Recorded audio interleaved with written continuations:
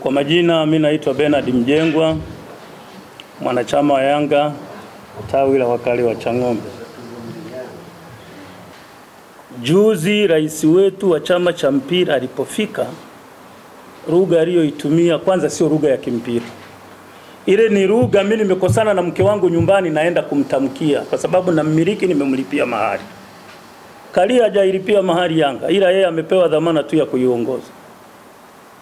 Kwamba mimi nitakuwa kiongozi wa mpira, watu wote wafate sheria ya kulia na kushoto.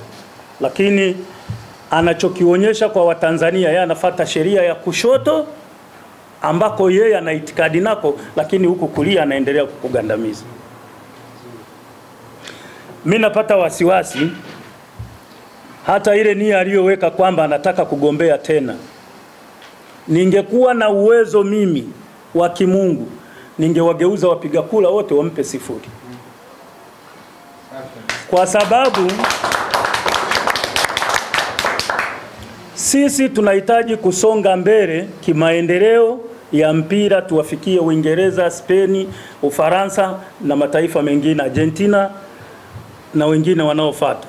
Lakini kwa mtindo huu tunaokwenda nao, timu yetu ya taifa itaendelea kuwa sikio la kufa ambalo alisikii dawa. Hata ukimleta nani, tuna wachezaji wengi.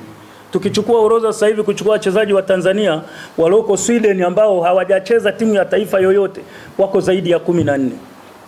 Lakini leo hii ukiwaambia njoo cheza timu ya taifa ya Tanzania, wanarudi nyuma. Wanarudi nyuma kwa sababu ya misingi. Misingi tuliyoitengeneza juu kwenye chama chetu cha mpira ni misingi ambayo haina faida. Tutengeneze vile vitu ambavyo vina faida ya kusaidia jamii, sio kumfeva mtu, kusaidia jamii.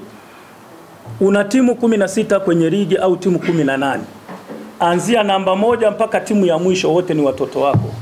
Akionewa mmoja, simama kwenye mstari. Mimi ningefurahi sana kama ningesikia rais wetu Karia alipofika akakaa kimya na kusubiri mamlaka za kisheria ambazo yeye anazisimamia tayari zilishapelekewa lile jukumu.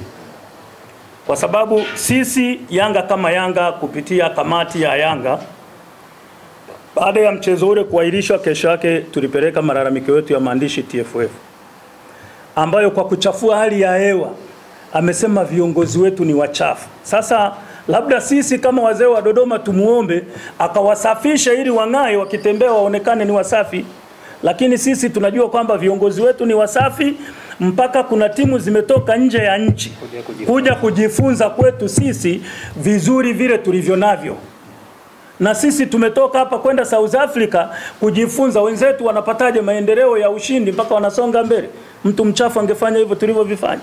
Kwanza tunakemea vikali sana kauli ya rais wa mpira Wallace Karia kwamba hii kauli sio ya kiwana michezo, hii kauli ni ya udhalilishaji, na sisi kama wanachama na mashabiki wa klabu ya Young Africans hatutakaa kimya katika kukemea katika hili swala. Tutakemea kadri tuwezavyo. Yeye kama Wallace Karia, kama rais wa mpira wa miguu hapa nchini, tulitegemea tutapata haki kutoka kwake. Lakini paka sasa hivi kwa kauli aliyoitoa juzi imedhihirisha dhahiri kwamba Young Africans haiwezi kupata haki kupitia rais na kamati zake. Hili sisi kama matawi ya Yanga Dodoma kupitia hili alilolisema, hatuna imani na Rais Karia na hatuna imani na bodi na taasisi zote anazosimamia chini yake. Kwa sababu kama yeye kiongozi mkubwa wa taasisi katoka na kutoa kauli ya namna ile, kwanza kushtumu Young Africans, kushtumu viongozi wetu tuliowaweka kwa mujibu wa katiba, hili swala hatutakaa tukalichekea hata siku moja.